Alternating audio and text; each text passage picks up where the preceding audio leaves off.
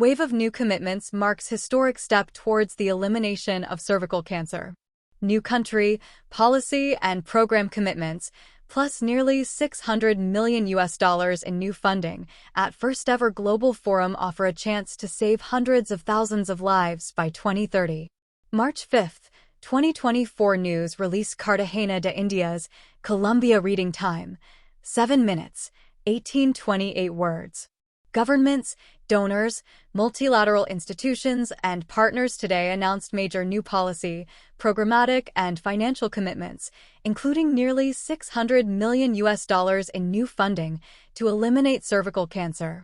If these ambitions to expand vaccine coverage and strengthen screening and treatment programs are fully realized, the world could eliminate a cancer for the first time. These commitments were made at the first-ever Global Cervical Cancer Elimination Forum, advancing the call to action in Cartagena de Indias, Colombia, to catalyze national and global momentum to end this preventable disease. Every 2 minutes, a woman dies from cervical cancer, although the knowledge and the tools to prevent and even eliminate this disease already exist. Vaccination against human papillomavirus, HPV, the leading cause of cervical cancer, can prevent the vast majority of cases and, combined with screening and treatment, provides a path to elimination. Cervical cancer is the fourth most common cancer in women worldwide and continues to disproportionately impact women and their families in low- and middle-income countries, (MICs). In an important shift, the World Health Organization WHO's 2022 global recommendation for one-dose HPV vaccine schedules significantly reduced barriers to scaling up vaccination programs. It was reinforced by a similar recommendation in the Americas region in 2023.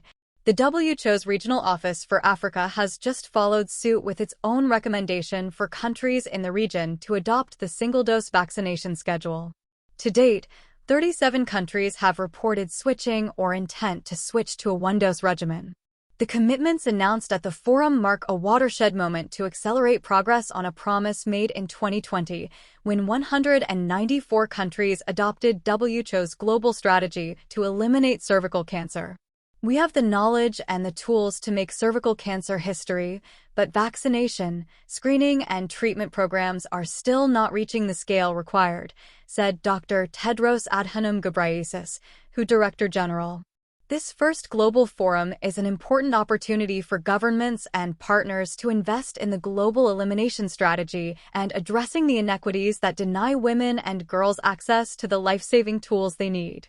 In addition to a recommitment by Indonesia to its National Action Plan 2023, other country commitments include: Democratic Republic of Congo commits to start introducing the HPV vaccine as early as possible using the WHO-recommended single-dose schedule. We also commit to do everything to get, as early as possible, to the cervical cancer elimination strategy immunizations coverage target for girls aged 9 to 14 years. Ethiopia commits to implement a robust vaccine delivery strategy across the country, targeting at least 95% coverage in 2024 for all 14-year-old girls, regardless of their socioeconomic status, whether in school or out of school.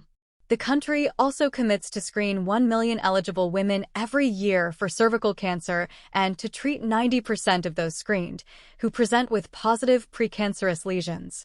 Further, HPV single-dose has been approved to be introduced this year and scaled up as part of the country's expanded program on immunization plans. Nigeria launched its HPV vaccine national program this year, adopting the single-dose schedule for girls 9 to 14 years old, and now commits to achieving at least 80% vaccine coverage of girls. They are committed to continuing to increase coverage of the HPV vaccine through a robust delivery strategy that will meet the girls where they are.